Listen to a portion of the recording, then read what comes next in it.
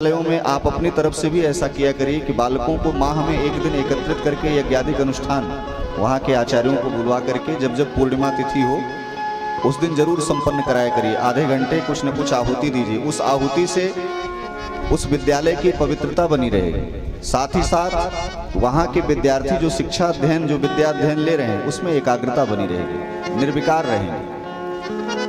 गरीबों के ऊपर अधिक आपको ध्यान देना चाहिए। कुछ ऐसे चिन्हित सामाजिक रूप से जिनके पास आज के सुविधा में हाईटेक फीस देने की अगर स्थिति ना हो तो ऐसे कुछ लोगों को निकालना चाहिए जिनकी 1, 2 माह, 3 माह, 6 माह तक हम फीस माफ करके भी उन बच्चों को शिक्षित करें।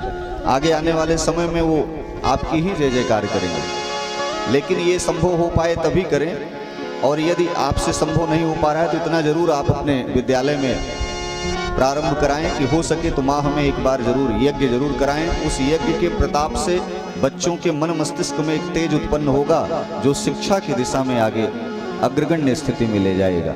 और दूसरा यह भी विषय है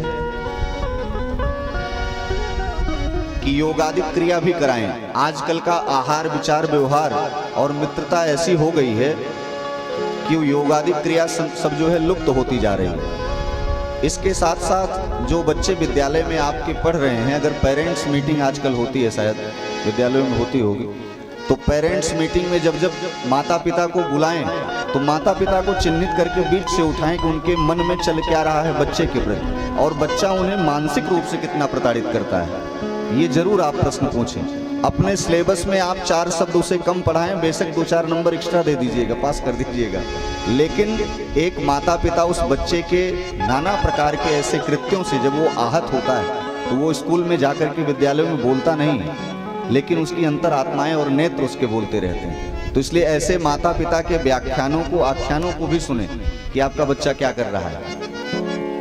नहीं तो ये बच्चे भी सुंदर ड्रेस बढ़िया धुली धुलाई पाते हैं और खूब नौटंकी करते रहते हैं, और माता पिता अपने आप में फीस भरते रहते हैं, बेचारे परेशान रहते हैं। तो बच्चों की शिक्षा के साथ साथ माता पिता के मानसिक रूप से उनके दुख का हरण कैसे हो, इस पर भी आप विचार कीजिए, और ये सभी विद्यालयों को करना चाहिए।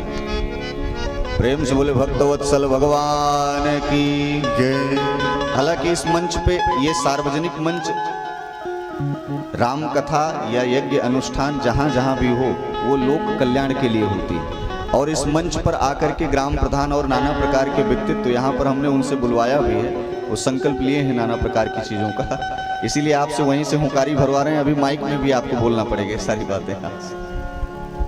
प्रेम से बोले भक्तवत्सल भगवान।